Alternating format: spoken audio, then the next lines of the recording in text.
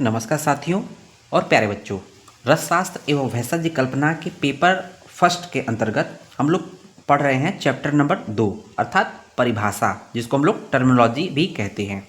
तो यहाँ पर इस चैप्टर में कई पॉइंट है। पॉइंट नंबर 3 देखेंगे सिलेबस में क्या लिखा है।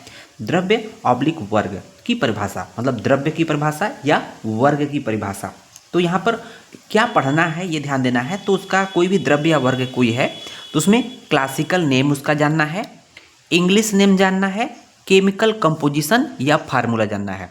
तो यहाँ पर सिर्फ ये परिभाषा के पॉइंट ऑफ व्यू से ये एक तरह से रसशास्त्र का बहुत ही इंपॉर्टेंट लेक्चर होने वाला है, क्योंकि जब आप पूरा यहाँ पर देखेंगे पूरा रस, महारस, उपरस, धातु, रत्न, सुधा वर्ग, सिक्ता वर्ग, लवण वर्ग, विष वर्ग, उपविष, कज्जली, मित्र पंचक, द्रावक गण इत्यादि जब ये पढ़ लेंगे ना, पूरे रसशास्त्र में इसी का वर्णन आया है। तो पूरा रसशास्त्र क्या है, इसी का वर्णन आया है। तो यहाँ पर ये इसलिए द्रव्य वर्ग या परिभाषा प्रकरण बहुत इंपॉर्टेंट हो जाता है। इसके केमिकल क्लासिकल नेम मतलब संस्कृत नेम क्या है, इंग्लिश नेम और केमिकल कंपोजिशन या फार्मूला जान लेंगे। तो यहाँ पर सबसे पहले हम लोग बात करते हैं। यहाँ देखेंगे सबसे पहले कितने हैं, टोटल 15 पॉइंट है। देखेंगे रस से शुरू करके द्रावक गण पे जब आएंगे तो 15 टोटल पॉइंट है, जिसको हम एक एक करके पढ़ेंगे। तो पहले नंबर पर हम लोग रस स्टार्ट करते हैं। रस का मतलब आयुर्वेद में जो रस शास्त्र में जो रस का जो मीनिंग लिया गया है, पारद लिया गया है। क्या लिया गया है, पारद। अब यहाँ देखेंगे पारद का क्लासिकल नेम क्या है। इसका क्लासिकल नेम का मतलब संस्कृत नाम क्या है, पारदी है। तो पारद का संस्कृत नाम भी पारद है। इंग्लिश नेम क्या है, मरकरी है। इंग्लिश नेम क्या है पारद का, मरकरी, जिसको हम लोग और केमिकल कंपोजिशन या फार्मूला जो कहते हैं वो है Hg। हम लोग जानते हैं कि मात्र मेटल की बात करें तो मात्र एक ऐसा मेटल जो कि रूम टेम्परेचर पे लिक्विड फॉर्म में रहता है। रूम टेम्परेचर पे लिक्विड फॉर्म में रहता है, नहीं तो सभी मेटल ठोस अवस्था में पाए जाते हैं। ये तो बात थी रस की। रस में सिर्फ एक कंपाउंड था, दैट इज कॉल्ड पारद, एक था, है ना। तो अब उसके बात करते हैं महारस की। दूसरे नंबर पे क्या है, महारस है। तो देखेंगे महारस की संख्या कितनी होती है। सबसे पहले महारस को याद कैसे करना बच्चों, संख्या 8 होती है। तो इसको याद करने का जैसे एक श्लोक है, इसको यही एज इट इज रटना पड़ेगा, याद करना पड़ेगा। आप कई बार इसको याद कर लेंगे, हो जाएगा। अभ्र वैक्रांत माच्छिक, विमल अद्रिज सस्यकम, चपलो रसकश्च इति, ज्ञात्व अष्टो संग्रहेद रसान।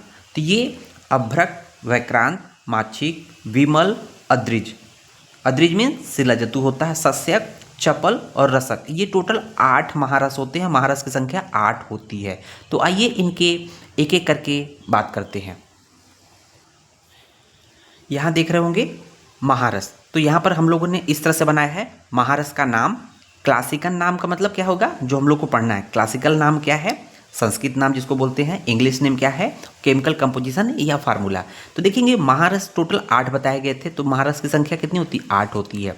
तो उसमें अवरक है, वैक्रांत है, माच्छिक है, विमल है, अद्रिज है जिसको शिलाजतु भी कहते हैं, सस्यक, तुत है, तुतिया, चपल और रसक या खरपर। तो ये टोटल 8 महारस है। ये 8 महारस है।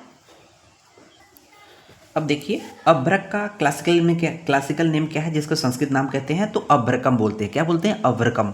और इंग्लिश नेम क्या है, माइका। क्या बोलते हैं, माइका। और केमिकल कंपोजिशन या फार्मूला क्या है, तो ये थोड़ा सा अभ्रक का कंपाउंड होता है। तो यहाँ पर देखा जाए तो इसको हम लोग बोलते हैं XY2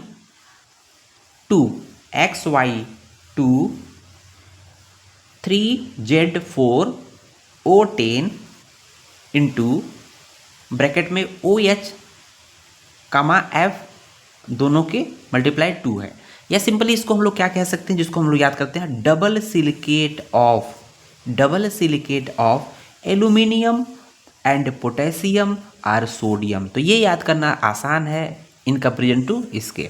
तो इसको याद करने से बेहतर है double silicate of aluminium and potassium और सोडियम। उसको देखेंगे दूसरे नंबर पर था वैक्रांत। वैक्रांत का क्लासिकल नेम क्या है, वैक्रांत ही है। इसको इंग्लिश में क्या बोलते हैं, टूरमेलिन। वैक्रांत का इंग्लिश नेम क्या है, टूरमेलिन, है ना। और वैक्रांत का जो केमिकल फार्मूला है, कंपोजिशन है K2OAl2O3 6SiO2 और अथवा KAl पोटेशियम एल्युमिनियम सिलिकेट, है ना, KAl Si3O8। तो ये आपका केमिकल कंपोजिशन का फार्मूला हो गया वैक्रांत का।